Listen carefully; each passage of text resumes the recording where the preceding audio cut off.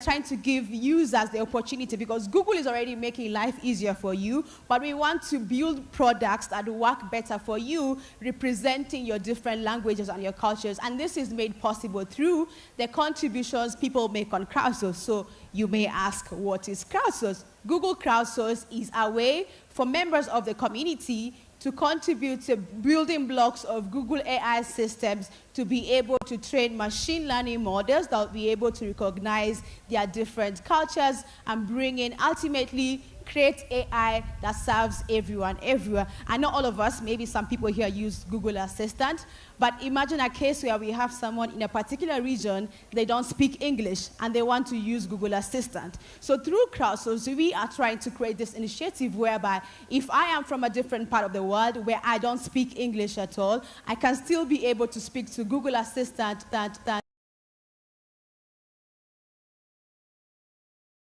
give me the results that I need. That is basically creating AI for everyone and everywhere, irregardless of your culture and irregardless of your region. And how Google designed this is they designed the Crowdsource app in a gamified way. Like, the app is available on Play Store or even on crowdsourcebygoogle.com. You can find it on the browser. And there are different tasks in it, and members or users get to interact with these different tasks and get to contribute. And for every contribution you make, there are levels to it. And I like one particular example of translate. All of us, maybe at some point, maybe you're checking through tweets and someone tweets in a language that is not English, and then you go to translate tweets, and the translation is somehow, like, it's not exactly accurate. Or imagine a case where you are going to a place where you don't know their language, and you are trying to use Google Translate to translate one particular language to their language, and you confidently go and you're trying to shine. I think my friend Daisy does this a lot. She likes to try and speak, and then sometimes I'm like, what are you saying? Because you may find yourself thinking that this is the correct translation, but someone that understands that language will be like, there's no meaning to what you're saying, because you have translated like words, like Google Translate has done a better job in translating word to word, but at some point the meaning gets lost and it does not make sense, and that is not meaningful. Like, remember what I said, Google's mission is to provide information that is not only accessible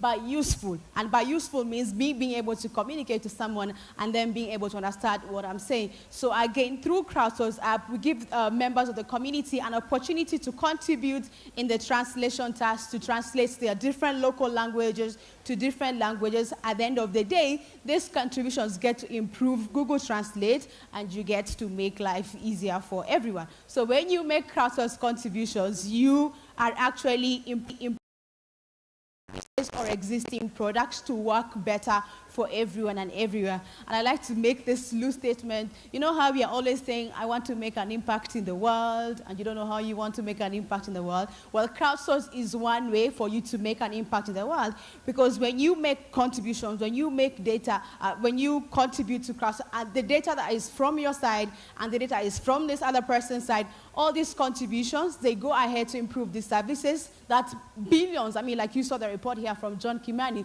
we have billions of people using different Google products and services. So when you contribute to Crowdsource app, you're improving these services and you're helping many people in the world, by helping Google create AI that works for everyone and everyone. And I see this slide here. I mean, I think I pretty much talk about this artificial intelligence and how you are able to organize your photos, understand voice commands in your different languages, and things like that. And like I said before, the machine learning models, they get to learn this from the data that we provide to it. So if we provide quality data and that we get quality output, and at the end of the day, the contributions we make, we represent our community in either languages, regions, or culture. I mean, who doesn't want their language or their local community to be represented on a global scale? I think everyone wants that. That's why we have people like the Yorubas in Nigeria, like the Yoruba is included in one of the global languages, because we have many people from Nigeria contributing to the Yoruba language. And I think Swahili is somehow catching up. We're not exactly yet there to put Swahili, in a much better place so that it's easier for you to translate one language to Swahili. But again, with the help of your contributions, or when you contribute, if you know Swahili and contribute to this, then you get to improve on this. And again, you don't really have to contribute to translation. There are many different categories on the Crowdsource app when you download it, which you can get to contribute. Let me see.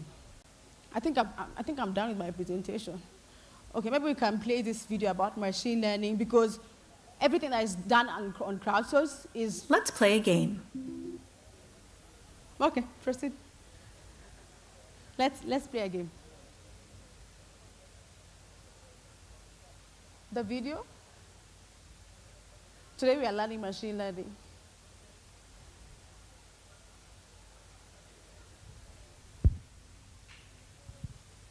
Let's play a game. Close your eyes and picture a shoe. Okay, did anyone picture this? This? How about this? We may not even know why, but each of us is biased toward one shoe over the others. Now imagine that you're trying to teach a computer to recognize a shoe. You may end up exposing it to your own bias. That's how bias happens in machine learning. But first, what is machine learning? Well, it's used in a lot of technology we use today. Machine learning helps us get from place to place, gives us suggestions, translates stuff, even understands what you say to it. How does it work? With traditional programming, people hand code the solution to a problem, step by step. With machine learning, computers learn the solution by finding patterns in data. So it's easy to think there's no human bias in that. But just because something is based on data doesn't automatically make it neutral. Even with good intentions, it's impossible to separate ourselves from our own human biases. So our human biases become part of the technology we create in many different ways. There's interaction bias, like this recent game where people were asked to draw shoes for the computer. Most people drew ones like this. So as more people interacted with the game, the computer didn't even recognize these. Latent bias. For example, if you were training a computer on what a physicist looks like, and you're using pictures of past physicists, your algorithm will end up with a latent bias, skewing towards men. And selection bias. Say you're training a model to recognize faces. Whether you grab images from the internet or your own photo library, are you making sure to select photos that represent everyone? Since some of our most advanced products use machine learning, we've been working to prevent that technology from perpetuating negative human bias. From tackling offensive or clearly misleading information from appearing at the top of your search results page, to adding a feedback tool on the search bar so people can flag hateful or inappropriate autocomplete suggestions. It's a complex issue and there's no magic bullet, but it starts with all of us being aware of it so we can all be part of the conversation. Because technology should work for everyone.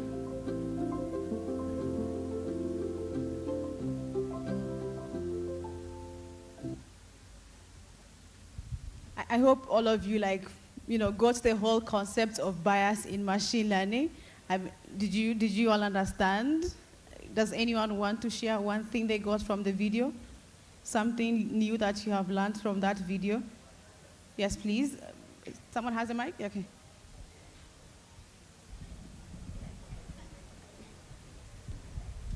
I never knew how key of a contributor I can be. I usually just see it like a smiley face or just like a tick. So yeah, that was really cool to see it goes to an actual place and it's helping people. Exactly. Anyone else that learned something? Oh wow, okay. Let's see.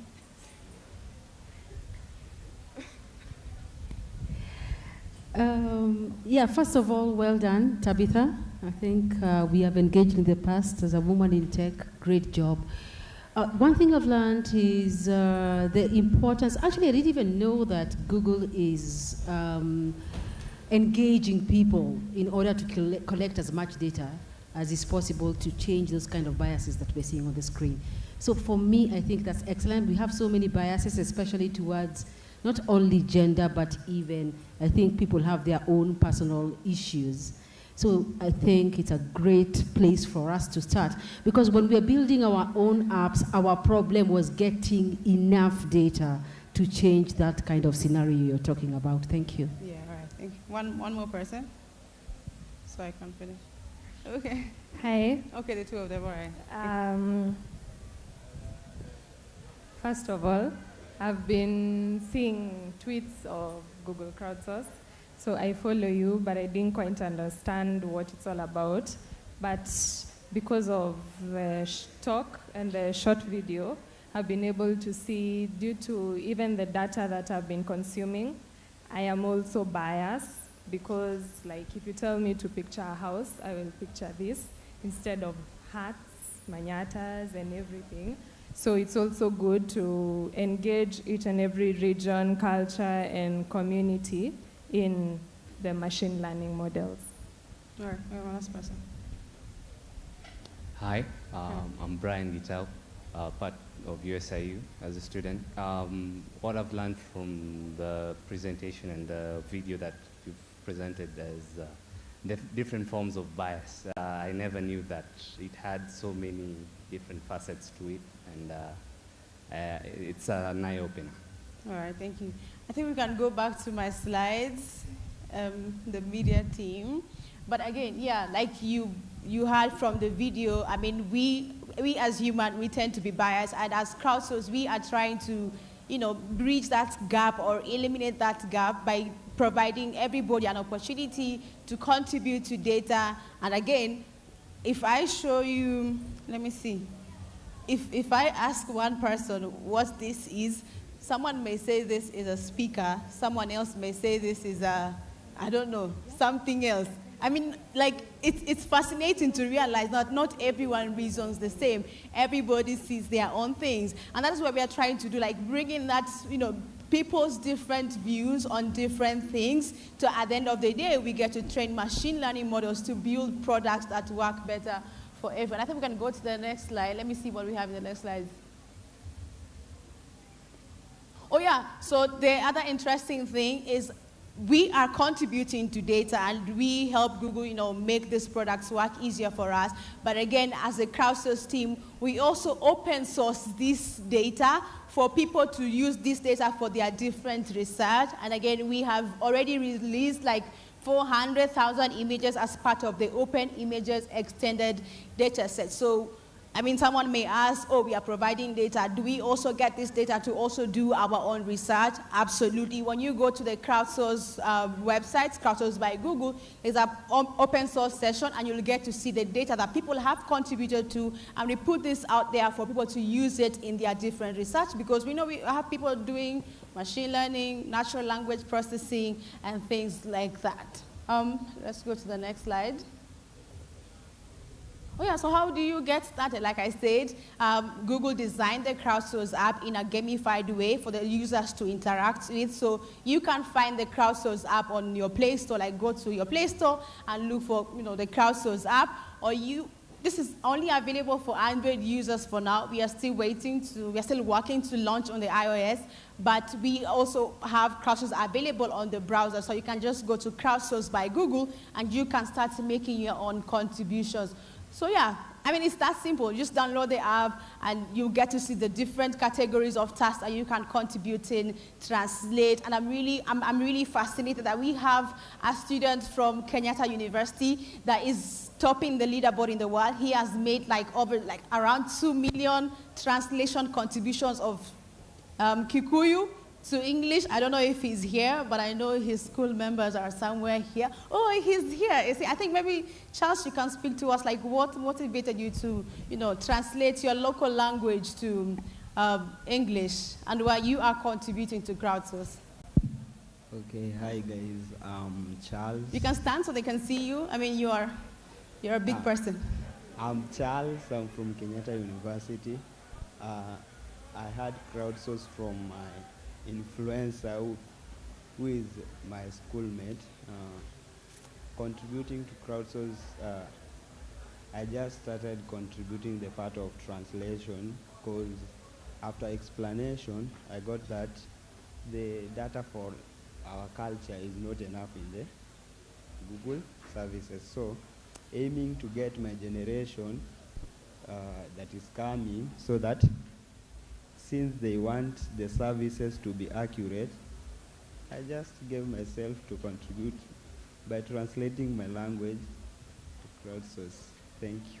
All right, thank you. Thank you so much. Thank you. At least with you, I know you're building up to the Kikuyu data set, and before you know it, we may have like accurate Kikuyu translations. That's pretty much about it about crowdsource. You just start making contributions, and then we have different programs for different people. We have an influencer program where we have people that understand the mission of crowdsource, and they get to share this information with their networks. So if you want to know how you can be an influencer, I started off as an influencer before I joined the crowdsource team at Google. So if you want to know more about how you can be an influencer, you can reach out to me after this session, and maybe we can connect. If you are in the university, we have launched crowdsourced learning communities. These are focused for university students, for them to get to contribute and learn together, and we have some courses offered them, for them to learn as they continue contributing. So again, we have launched in different universities in Kenya, like Kabarak University, Kenyatta University, they are here, Multimedia University, St. Paul University, Southeastern Kenya University. I mean, these people are here. You guys should raise your hands if you're from these different universities, and these guys are now part of the global community of the millions of crowdsourced contributors we have around the world. So again, if you are in uni and you want to be part of this, or you want to lead a particular community, feel free to reach out to me. I want to know if there's anything else on my slide, so that I'll tell you all to start making crowdsourced contributions. I have some cool crowdsourced stickers, some Google stickers, and I'm not giving you my stickers for free. Well, I'm going to give you for free for attending this session. I think my bag is somewhere there. Sophia, can you help me with my bag? My Google bag is somewhere there. Well, okay, this last slide is very important. But it's basically saying that when you make crowdsourced contributions, what you are doing may seem like a small action, but it has a huge impact. Imagine if you get to label images, because we have an image labeling task. So if you get to label images, you are helping. Imagine a blind person, like someone that is visually impaired. They really cannot see, but when they use Braille, they get to see the description of what that particular thing. So when you label these different images, you are helping these millions of people out there. So again, whatever you are doing, all the contributions you make, they may seem small to you, but they are making a huge impact. They are helping someone out there. They're not only helping you, but they're also helping someone else out there in the world.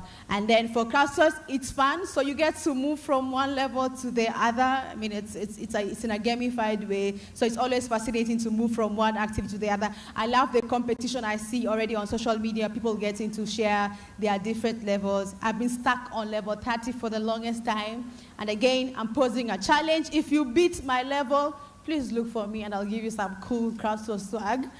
And yeah, you get to be part of the global community. And another thing to note, it's not really about contributing, but making quality contributions, because at the end of the day, the contributions you're making, they are going to be used to train this machine learning model. So if something is not clear to you, don't be in a rush to answer it. Just keep it and just answer what you know. At the end of the day, you are just sharing the knowledge you have, to improve on existing Google services. You don't have to sweat it and, get everything right. Whatever knowledge you have, just share it and then answer the question that you can answer. So that's pretty much it. You guys want to see the crowdsource swags, the stickers? Do you guys want to see them? Oh, really? Okay. Okay, how many have downloaded the crowdsource app? How many have? Okay, that's nice. How many have not?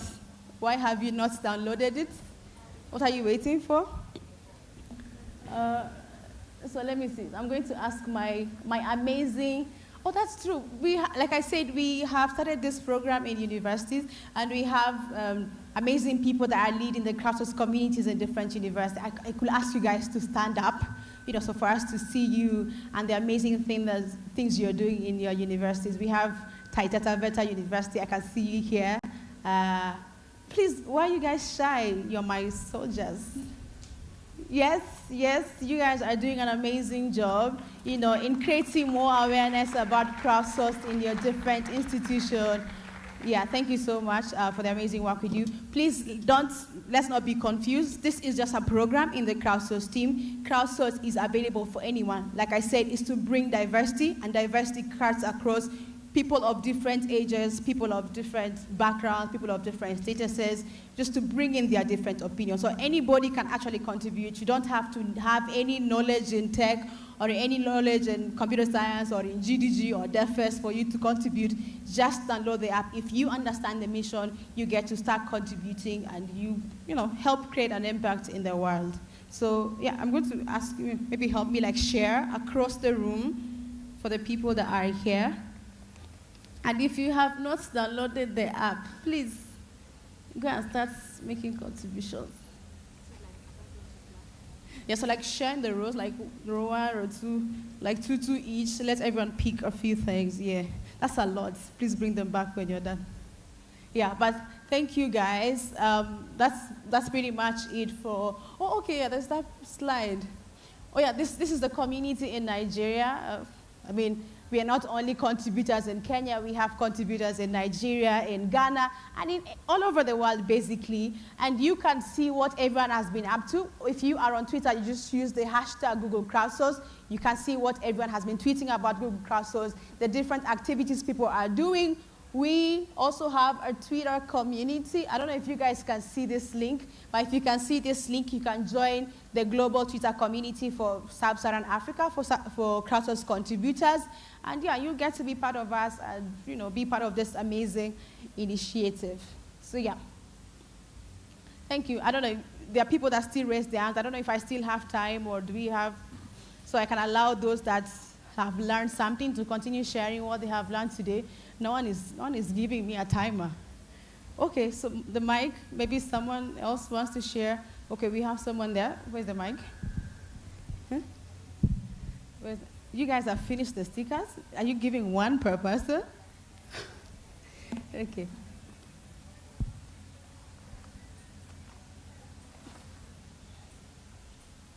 Okay, yeah, please go ahead. Hello. My name is Daniel. So today what I have learned is that having the data is not actually like everything. So like having the actual data in the good state that a model can learn from and give us the result is also necessary. Yeah. All right, thank you. Anyone else? There's someone from that side. Okay, let's finish with this side, then we go to that side.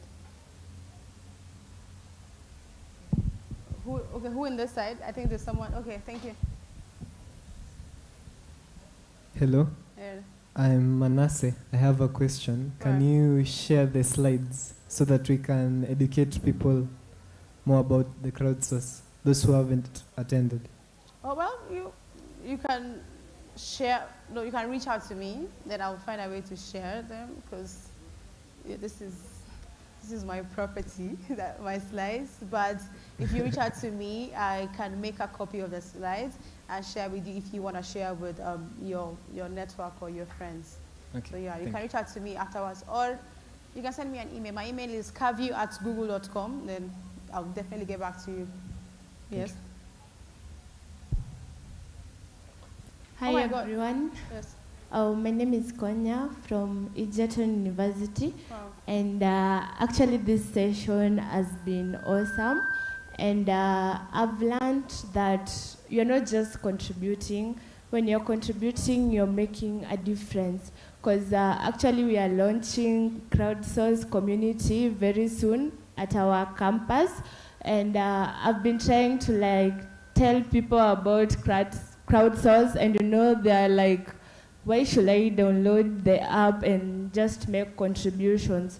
So this session, I think it has been very helpful, because the whole information that I have learned, I'm going to use it to convince my community members to also contribute, because when they know that they're not just sitting and contributing, that it's making an impact, then definitely everyone will want to contribute to crowdsource. Yeah, thank you. All right, thank you. I think she has raised her hand for quite some time now. Please help her get the mic. I'm curious.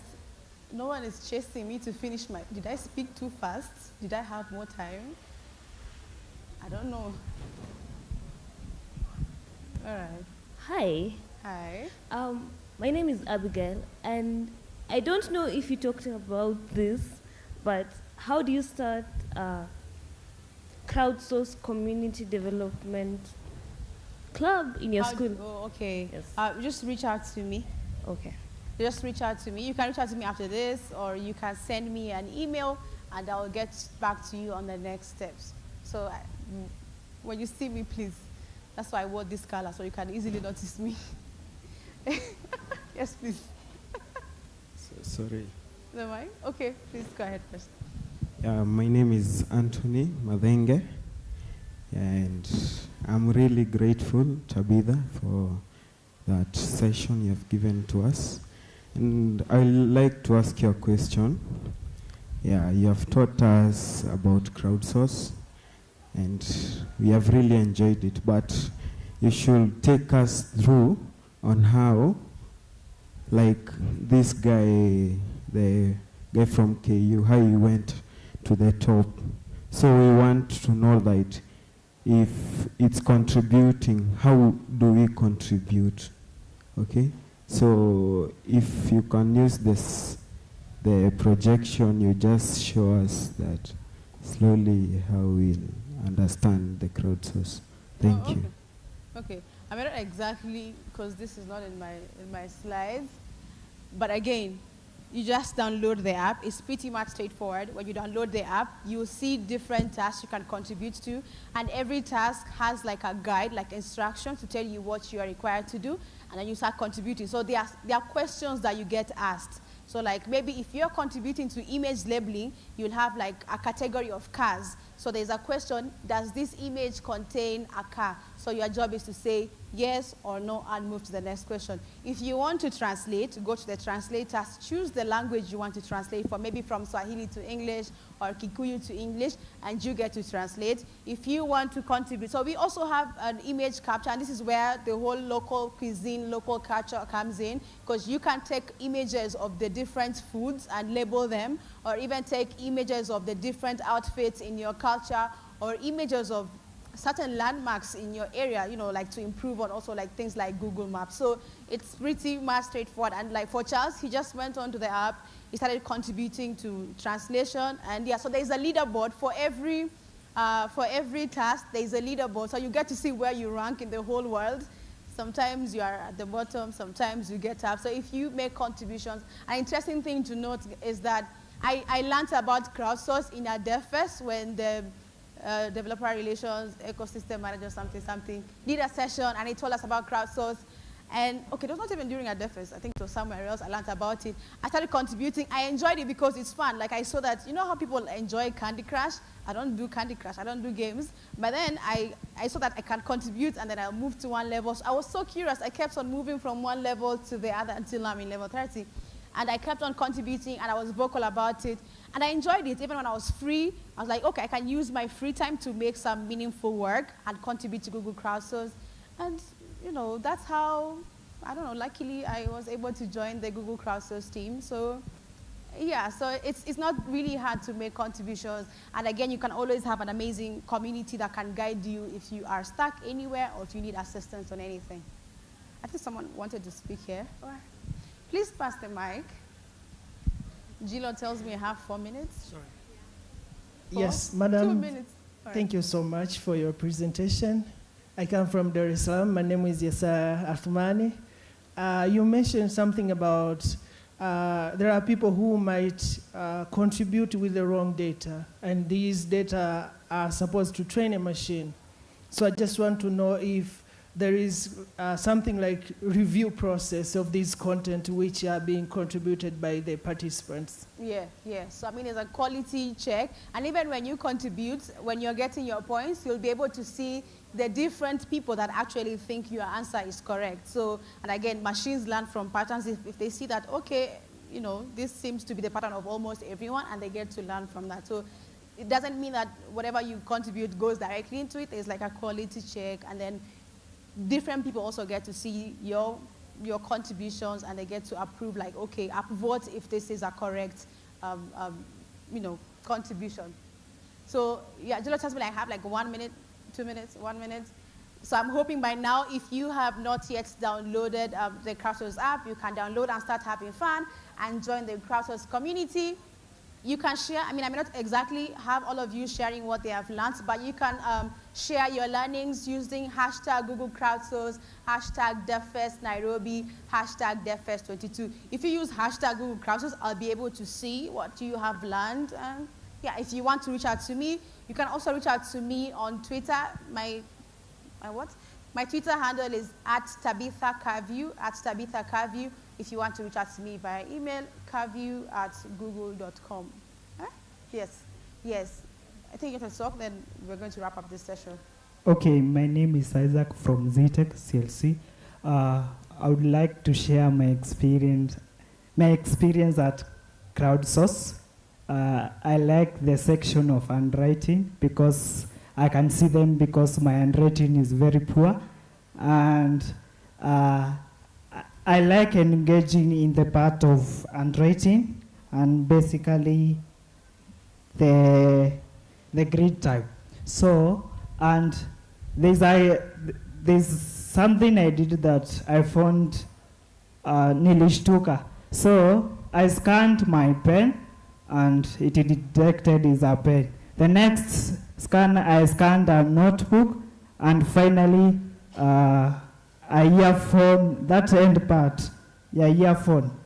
Then it told me it's a pen. So I was happy to correct Google that that's not a pen. So it was an achievement for that day. All right. Thank you so much. Yeah, there's handwriting recognition. We have different handwritings. People have different handwritings all over the world. Some cannot be read. So you get to write what you do, and at the end of the day, you're helping, like how you can have different handwriting and Google gets to let you know what exactly is written into it. So yeah, again, there are different tasks you can contribute to. For writers, they like to contribute to handwriting and glide typing. It makes you learn how to type faster, and things like recommendations. But yeah, it was nice to have all of you here. I hope all of you have gone home with a Crowdsource sticker or a Google sticker at the end of the day. Thank you so much for attending. I may not have the chance to listen to all of you and your learnings, but you can share your learnings using hashtag Google Crowdsource, hashtag DevFest Nairobi. And yeah, Nani Adapata sticker, or who has not gotten a sticker? Please don't lie. Don't lie. Don't lie. Our AI systems can detect when you're lying. Please, because I know Brenda really did a good job in making sure that this goes around. But yeah, thank you so much, guys. It was nice having you here, and have a wonderful DevFest. And yeah, you can take pictures of your food during DevFest and upload. Maybe we'll eat some local food, or you can take pictures of that.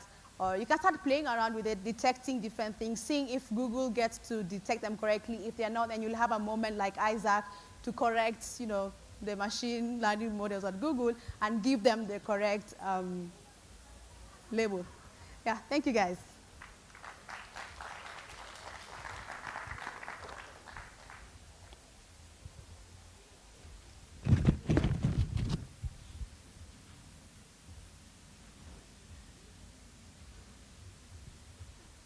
I don't know what's next, programmer.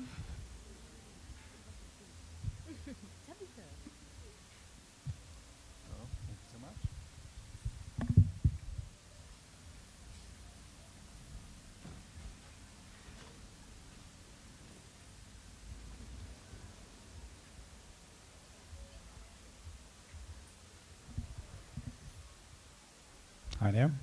You might have noticed that the schedule has been updated, so there's a constant flux. As far as I've seen, lunch has been now postponed till about 1:40, if I'm not mistaken. And I've seen that my session here on certifications is now scheduled for. So, okay, with a little bit less than 30 minutes, let's go on to a journey about cloud certifications, and I hope that the team is capable to bring up the slides, please.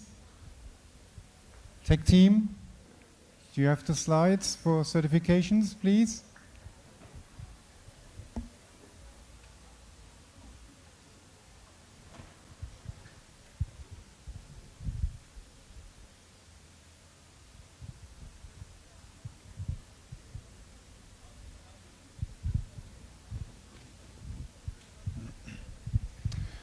To bridge the time until we get the slides, I'd like to quickly introduce myself. On the keynote, I already mentioned, my name is Jochen Kierstetter.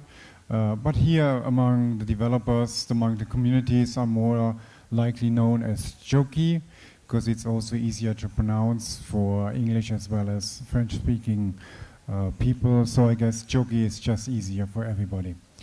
I'm one of the organizers of GDG Mauritius, and it's really a pleasure to be here to speak in front of GDG Nairobi here at the DevFest. On the other side, I'm a Google developer expert for Google Cloud since 2020. And before that, I've also ventured into other cloud computing providers like Microsoft Azure, where I'm actually holding a number of certifications, and I'm adding it up with the available ones that Google is offering in regards to cloud computing. So, I don't know, tech team, can we have some slides, please?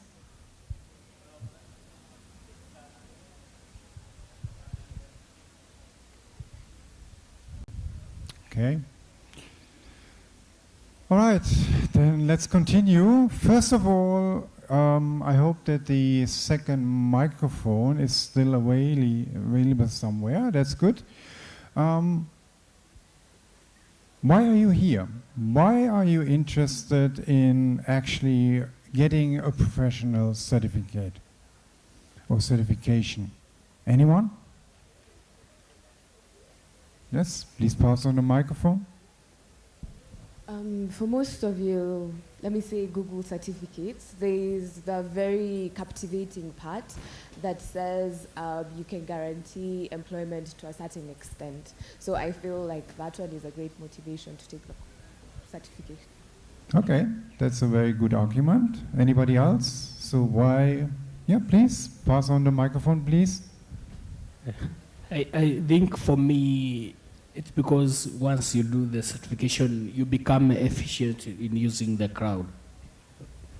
Yes, yes. I mean, it's about that you are practicing. So please, there was another hand signal over here. For me, I'd say the certification validates my knowledge. Absolutely correct. Anybody else? Why are you interested in getting a certification? Okay, for me, I'd say this was advice I took from someone. Mostly it's to play the HR game, probably. Also, very correct. So, it's a little bit difficult without the slides. Please, tech team, I sent it to you via email. I shared it with you.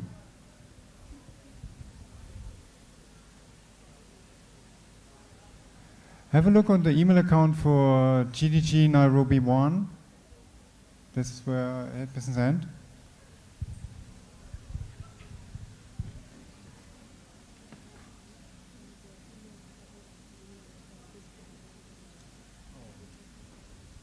Okay. Just a second, please.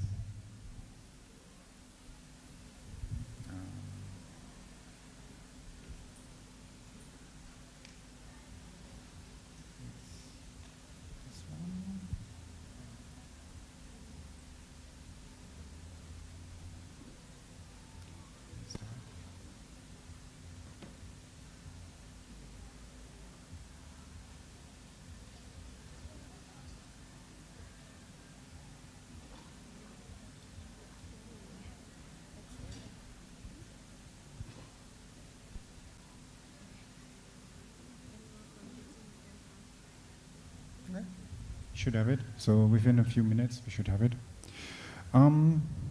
Yeah, let me pick up on one of the arguments that came. Google's Certified Professional Data Engineer certificate is actually at the moment, or based on a survey from last year, it's the highest paying certificate in the US as of 21. In the past, it is also that, for example, the professional cloud architect certification has been ranked in the top 5. So Google certifications or any kind of certifications are a matter of reputation, and they also mean that you get a reflection in regards to salary. So still operating. We just So as of the survey from last year, it was actually the professional data engineer on position 1 and the professional cloud architect on position number 2 for Google Cloud technology. The next thing that I want to stress out is that, yes, your certification is supposed to be on your knowledge. So it's not that you take the books, you read up things, and you try to figure out the questions or the answers for the questions. It is about practicing, and because of then getting the satisfaction of passing an exam, there is roughly, let's say, a satisfaction rate of 64.9% among interviewed people that say, hey, yes, I got recognition at my job, among my peers, based on the fact that I passed and I certified. All right, next slide, please. There we go, we're catching up. Next slide. Good. And then we can all directly go further. And apart from the personal growth, the satisfaction that you get the recognition is also that in this survey, next slide, that about 20% of the question people got a raise on their salaries. So it's not only about for you as students that you increase your chances on the job market to be hired. It's also that if you're already working in a position and you confirm, you show that you have the knowledge, that you have the expertise, that there's a chance of going for a raise for a fifth what you're earning currently. Next slide, please. So then, again, job opportunities are increased between someone that has a certification compared to somebody that doesn't. We are here at the United States International University campus. I assume that there are also students from other universities, from other tertiary educational institutions here from Kenya that are present. One of the things that always comes to mind is that, okay, what is the benefit of a certification by a vendor? And one of the answers is that you are studying, you get your degree at a specific campus. However, there's always the question about how does it rank on a global scale? Where is, let's say, United States International University, where is it located compared to other universities? Is it like here at the bottom? Is it very much at the top? Is it somewhere average in the middle across Africa compared to the, let's say, UK, compared to the USA, compared on a global scale? So with a professional certificate, you get actually the equal examination, because whether you take your exam here in Nairobi or in Lagos or in Kampala, it is equivalent and identical to somebody that takes the same certification, the same exam in London, in Tokyo, or let's say in Los Angeles. So you get presented with the same set of questions, and you need to pass on the same way. So there's this sense of independence, and as well the sense of global recognition. Yeah? It's not only down to your campus where you are like, okay, the campus has a reputation, but how does it scale compared to others? Please. Let's move on to a little bit of the benefits. It's a little bit of a summary. So personal growth is definitely an argument. The global, let's say, standards. Then the possibilities for you to stand out on the job market. And of course, later on, the possibilities to go and say, hey, this is part of my appraisal performance. I would like to have a raise on my salary. Good. What is there to know about professional exams in general? First of all, there are different formats. You can apply, you can go for your exam at a test center. During the time of COVID, it's a little bit difficult, and I've seen that test centers across Africa that are operated by Criterion have been closed, which is very disturbing somehow, but understandable. I hope that in the next couple of months, 1-2 years to come, that this trend is going to be reverted and there's accessibility at local institutions that you can go there and take your exam. As an alternative, you can register for a so-called online proctored examination, which means that you can take the exam in a place of your choice. So perhaps at home, perhaps in a room here on campus. However, there are a couple of, let's say, pitfalls, because there will be an online proctor monitoring your progress. So there will be an app installed on your laptop. And actually, I ran into a problem with that because it wouldn't run on one of my laptops. And then I had to borrow another one in order then to be able to proceed with the examination.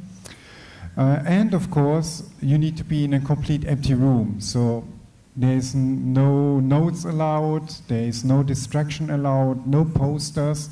And the proctor is even asking you to show your mobile camera around, under the desk and everywhere, to prove that you are actually free of any, let's say, distraction or temptation to cheat. And last but not least, there's also the possibility to go forward as a classroom exercise. What are the different types of exams? Well, on the one side, there's the so-called task-based approach, meaning that you will actually requested in a sandbox environment to complete certain tasks. So let's say like set up a service that uploads images or creates thumbnails on for images that you stored in a cloud storage bucket. So this is part of this so-called cloud task-based approach, and you need to show your knowledge, your skills, in order to complete this task.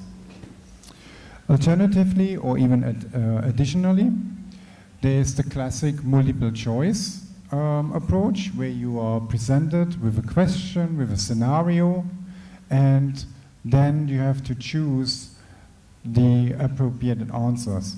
Can be single answers, can be multiple correct answers to go forward with it.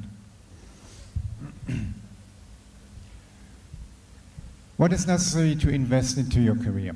You might ask yourself. I mean, it sounds all good so far about exams on professional level. I think they are quite similar to what you do on the campus, except of writing an essay.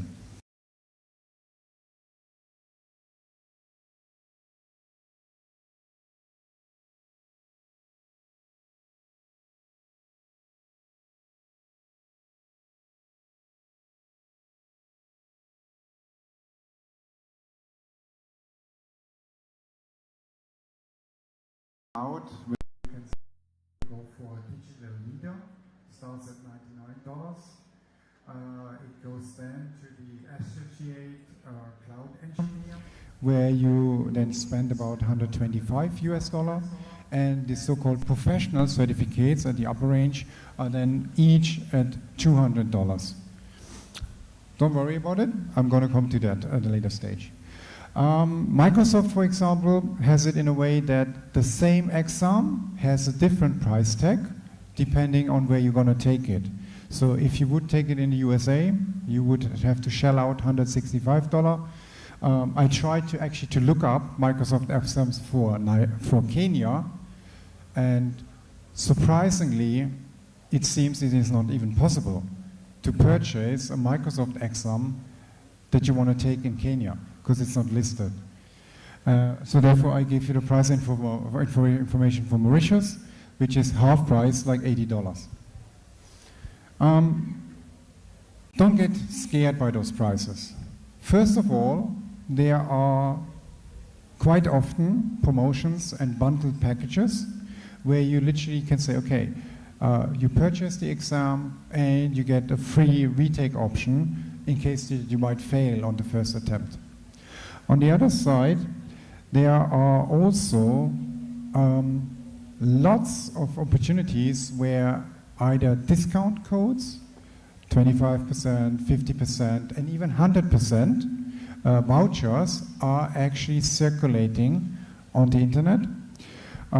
Typical scenario is Quick Labs, which has been renamed to Google Cloud Skills Boost. They regularly post on Twitter, on Instagram, with some challenges, and there's the chance that from time to time that you can go forward for exam vouchers. Every year so far, there had been a program organized by Google in partnership with Andela and Pluralsight, so the GUTS program. There it's actually, when you sign up, it's a free of charge program, lasts for about a period of 6 months, and at the end of the program, you are in a position to earn 100% voucher for the Associated Cloud Engineer, the ACE certificate. During this journey with GUTS, you of course get credits, you get learning challenges, you get practice sessions to go forward with this. And if you pay attention to the websites of cloud themselves, they also have throughout the years multiple learning programs that you can apply for or that you can register, and they even cover the professional exams. So by following learning material, following training courses provided by Google, you have a chance that when you complete everything 100%, you send an email to a specific address, and then they will actually take care that you get a 100% voucher for a professional certificate, meaning $200 just fine. And I have to admit, I'm currently signed up for 2 future professional exams, and I'm still trying to find some time and complete the learning challenges so that by end of the year I can go forward and benefit from those 100% vouchers.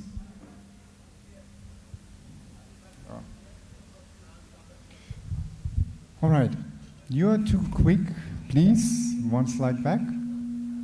Okay, what does it take for you to prepare for an exam? And now if you move on. I tried to summarize this in 4 stages. Of course, you would start with a practice stage, meaning that get involved with the product. Literally get your hands dirty on the product. See for Quick Labs, again, they have free of charge test labs. Experiment. If you're in a position here on the campus that is teaming up with Google or with the GDG Nairobi when they're organizing a cloud study jam, you get the ability to sign up on Google Cloud Platform. You will get credits for that. But the key element is that you consider about exposing yourself and practicing services on the Google Cloud Platform, most probably in a daily basis. Maybe you have a student's assignment where you can leverage services on Google Cloud Platform in preparation. So getting work done on the one side, but also then practice your learning skills on the other side. And I recommend to you that you do that for at least 6 months. If you're a little bit more experienced with cloud concepts, you might be able to scale it down to about 3 months, but this is really the minimum. Practice Google Cloud Platform on a daily basis. Then, moving on to schedule, now it's about personal responsibility. Fix an exam date. Already during the period while you're practicing, put a deadline on your learning phase, because this puts pressure on you. It also helps that, you know, stay focused, that you move forward with the activities. And based on the fact that now that you have a fixed date, this is like when you get an assignment for your exam here at the university, you know exactly like, okay, it's 2 months to go, I should cover those topics. It's 5 weeks to go, I should cover those topics. However, I've been young, I've been a student, I know exactly what's going to happen, because each of you is going to procrastinate, and then on the last 2 days before the actual exam date, you're going to spend your nights trying to squeeze everything into your heads.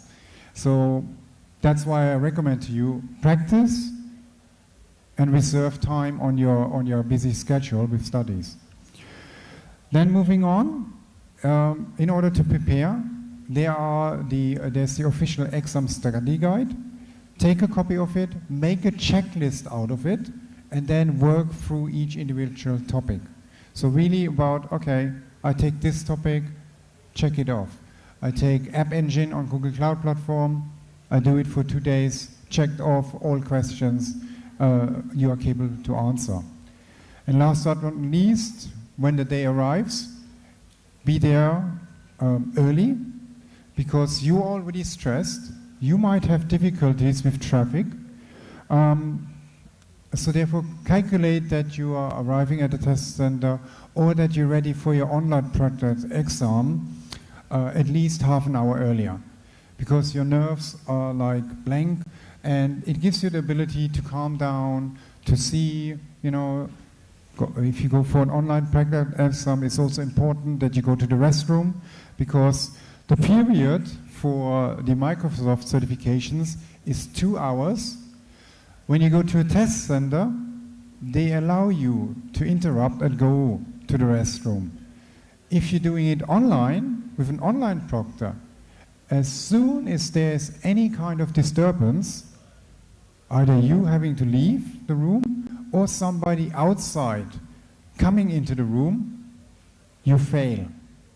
So therefore maybe also put a sign on the door outside, do not disturb, do not knock, do not enter, taking in exam, important. Yeah? So I had a situation that actually, back in my office, that in the afternoon, that our cleaning service came and wanted to clean the room where I was taking the exam. And I was like sweating and talking to the online proctor and said, what can I do? And he told me, don't talk to the person. You're not allowed to talk. If you start talking, you fail. Yeah? And let's move on. After you made yourself comfortable, it's of course a situation that you want to know what's happening. And again, depending on the vendor, the results are different. Here you actually see a score report after the exam that is by Microsoft. Google is pretty simple. They only tell you pass or failed. And don't get too excited, because when you get the result, the immediate result, it's not necessarily the final result. Because it takes then another 2 days where your exam taking is going to be reviewed by a Googler, and only when they are satisfied, you will receive an email with the official result of a pass or failed, and then you will also get a link to your online credentials that you can use it for bragging rights. Yeah. The score report, personally, I find very helpful because it shows you where are your strengths and where are your weaknesses. And when you look at that, this is just a pass, yeah, like a D. If you move on, please, then watch out for retake options. Next slide. Watch out for retake options and see that you can work out with bundles. Next slide, please. To give you a summary, how you can prepare yourself for Google Cloud certifications. Sign up, be a member of your local GDG chapter. I think GDG Nairobi, with their almost or beyond 10,000 members, I'm pretty sure they're happy to welcome more. If you're coming from outside, check on the GDG chapter directory whether there's a chapter in your surrounding that you can connect to. And actually then, with the exchange of other professionals, students, and learners, you can actually make it a great fun that you might have a study group for a specific exam. With mentorships, you might also have the ability then to find a tutor, a mentor, that is located at a chapter that can actually then be around, can guide you. If not, check out what's online. Yeah, probably on Twitter. Have a look on the Google Developer Experts directory, and in a nice way, try to make contact and see if a cloud expert, maybe not even from Africa, but from another, on a global scale, is available and would be interested to, answer a few questions from time to time. Plus, there are lots of possibilities about free as well as paid online learning. And I already mentioned on the one side there are the Google Cloud Skills Boost, X Quick Labs. There you get lots of opportunities. Then Google is operating a website called Google Code Labs, where you get great instructions. So it's really step-by-step tutorials about to solve certain problems. And you might find resources as well as Udemy or Udacity. Moving forward, yeah. So when you have your intent to go for an exam, you have your schedule, you have your learning materials. How do you make sure that you stay motivated? My advice: document yourself. Go forward, use Twitter or any other social media, and use it with a hashtag. For example, 100 days of exam, 100 days of whatever, GCP, 100 days of ACE, maybe the exam that you want to take, and see that maybe on a daily, daily period, that you document your progress. Put it out a tweet, put a hashtag, and quickly have some bullet points. What is it that you were covering? Interestingly, you will be surprised that people might then respond and give you hints, or maybe then ask you a question and ask you, like you to explain them something. Or they give you advice about, hey, you can find additional information over there on a specific topic that you can move forward. So let me summarize, and we are almost at the end. Importance of certification has multiple reasons. First of all, to my opinion, it's a confirmation of your knowledge. It is a challenge. It helps that you have personal growth, that you mature, that you also build up a reputation among your peers, whether it's students, whether it is co-workers. Most importantly, those exams by vendors are on an international standard. It opens for you a global job market. Yeah, here in Nigeria, or here in Kenya, sorry, here in Kenya, you with a certification, you can then see and apply for a job, maybe in Canada, or maybe in the UK, because data scientists, data engineering, cloud engineers, there's a huge market, there's a huge demand, and you are not bound to the location where you're living, where you're studying, where you're working. Be adventurous, yeah? Not only code to infinity and beyond, but also learn to infinity and beyond.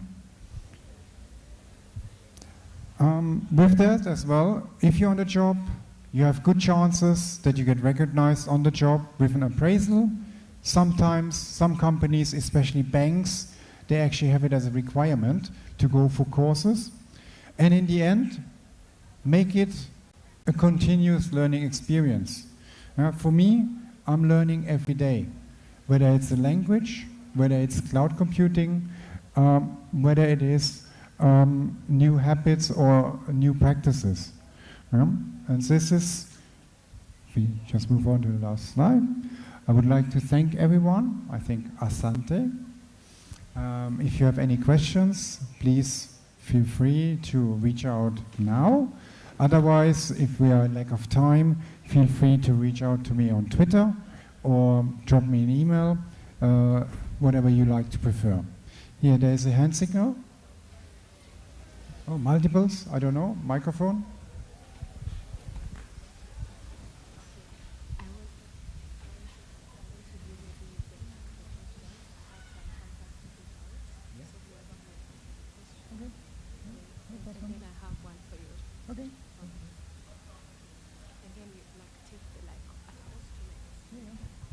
Okay, so yes, please stand up. Hello. Thank you for the information. So my question is, are there like some certain certification which are more valuable than others? For example, you might find like in the platform like Coursera, you see like there are different technologies which are taught by different tutors. So what is your take about maybe certain certification offered by Google or by MBM, like how one should maybe navigate on which one to choose? Yeah. The second question is maybe based on, maybe you find like there are some courses that are based on ratings. So maybe us, we might tend to choose those courses that have high rating. Is it maybe like a good way of choosing a course that maybe you want to delve in? Yeah, thank you. Okay, so picking up the first question, I had it at the beginning of the slides. There is an annual evaluation by institutes. They make a survey to see about the salary given on a specific certification. So right now, as I mentioned, the Google Cloud Data Engineering as well as the Google Cloud Architect, they are highly ranked.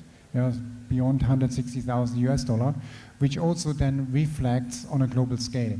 I mean, in the UK, in Kenya, you might not get this type of salary, but at least you get an understanding that, okay, this is a high-ranking certification and something to eventually venture into. On the other side, I would like a little warning. I know money is very helpful to run your living, but you should also consider that you follow your interests and your passion, because then it will be easier. Yeah? Because if you do something that you are compassionate about, that you like to do, you can actually make your job your hobby. And it doesn't feel like work anymore, and you get paid for it. So getting the money is like a side effect of doing what you love. So if you want to go into data analysis, data engineering, because you like to work with figures, then go this direction. Yeah? The situation is about the salaries, it changes. It goes up and down over the timeline. And the second question was about learning materials, courses. about the rating, that you find like some courses have much rating. Okay, you find the courses on social media because everyone, the vendors, publish references that you can actually get access for free to a lot of material. They give out even then access vouchers to learn for a specific target certification. Okay, there were more questions. Please, to the lady. So I think there's a bag for everyone that answers a question or that asks a question. So please don't be shy. Okay, I do have a question. Yes. I was wondering, is there a difference in architecting between the different vendors? The reason as to why I'm asking is because we have a product that we deployed in AWS, but now we want to take it multi-cloud. That means I need to learn GCP, but I'm only certified in AWS. So I'm wondering if there's a difference in architecting in AWS and GCP. That's actually a very good question.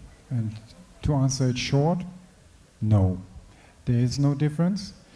In the rankings of cloud computing, the majority is about concepts. So take my case.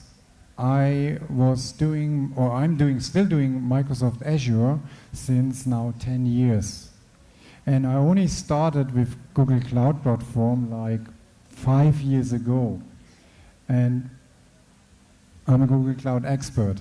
So when you have the understanding of the concept, how cloud computing works, how it works with VPN networks to connect on-premises to the cloud, if you have an understanding how serverless works, how Kubernetes works, if you go down to vendor, I would say not simply, but it boils down to the product names and their features. So if you understand the concepts and you apply them to AWS, it will be very easy for you to traverse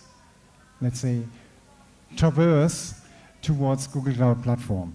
So yes. So the answer is no. It's about the concepts. You're not locked in, and you can go cross-platform. It's even a benefit if you see products like Anthos that allows cross-cloud integrations. If we see Terraform or Pulumi, which are products that allow you to actually deploy your infrastructure into different cloud providers. So thank you very much. Yes, please. My name is Felix, and my question was about the pricing of the certifications. And you find that some vendors have the certification broken down into parts. So is it advisable to study?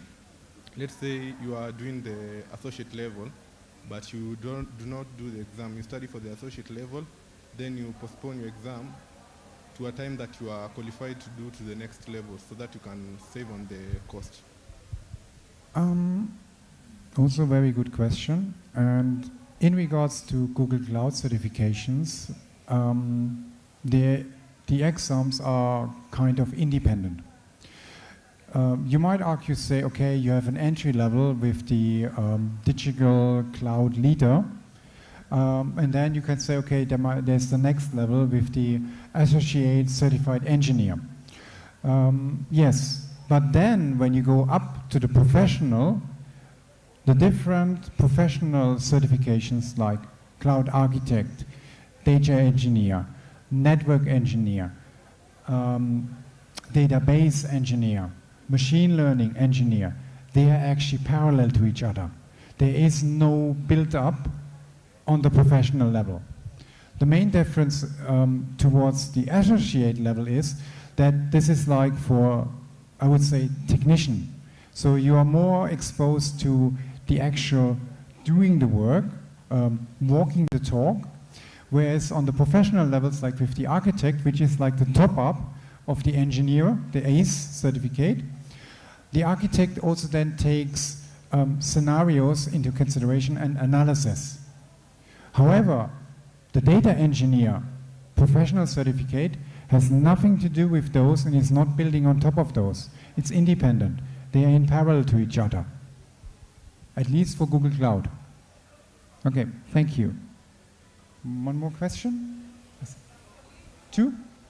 Okay, the lady here in front, please. No, ladies first, please. Or then have your question and then please pass on the microphone. So thank you for this opportunity. So I know you are well with the Google Andela program. So I am in the Android development phase with Kotlin, and my friend is doing the cloud computing part. So currently we are at the project phase. So I was seeking for any advice from you which can make us go through those phases successfully. Okay, so honestly, you're at the wrong place at the moment, because you asked me a question about Android, and this is about cloud computing. So it's like with Andela, different tracks. I have no background in Android. I can only give you a generic advice, and this is about practice code. See that you have an idea and put it in code. Otherwise, I'm sorry. No, sorry. Please, no, last question for the lady, please. Come on, respect. Please. Thank you.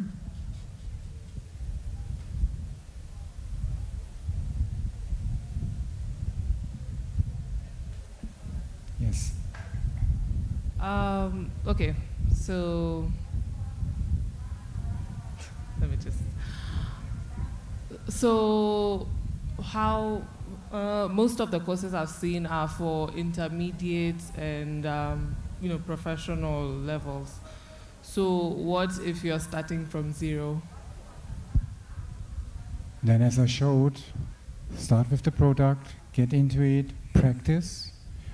Maybe with your studies, have a scenario that allows you to use the services for your studies to solve your problem, and work with the product for at least 6 months. Yeah, again, my credo is that you take your certifications to confirm your knowledge, and not that you just sit down, take the online tutorials, some study guide. Maybe something very bad that people might consider are these so-called brain dumps. This is why there is also then the grace period between finishing your test and getting the final result. Because if Google figures out that you were actually using a brain dump, you will be disqualified and you fail. So, clear advice, if you're a beginner, go into the products, go into the documentation, see the code labs, go on Cloud Skill Boost, because they have like instructed scenarios to learn. They clearly tell you, okay, if you want to do a semantic analysis of an image, whether somebody is smiling or crying, they tell you about step by step and give you temporary access to cloud infrastructure that you can do this step and practice and work with the product, and most of the time free of charge. Yeah? Then thank you so much for all of your questions. It had been my pleasure to be here at Nairobi as a speaker. And again, if you're not sure, reach out to me on Twitter. I'm there to assist with all your questions. Thank you, and I think now it's lunchtime. Oh, I'm hungry. Let's clap for him. So next we'll go to take a photo in front of the library, and then the lunch will be served. It's served at the auditorium. It's just after the library. So the library is the building after this one. So we go like this, then the building there is the library. We take a photo, and then we have lunch. Okay, enjoy your lunch.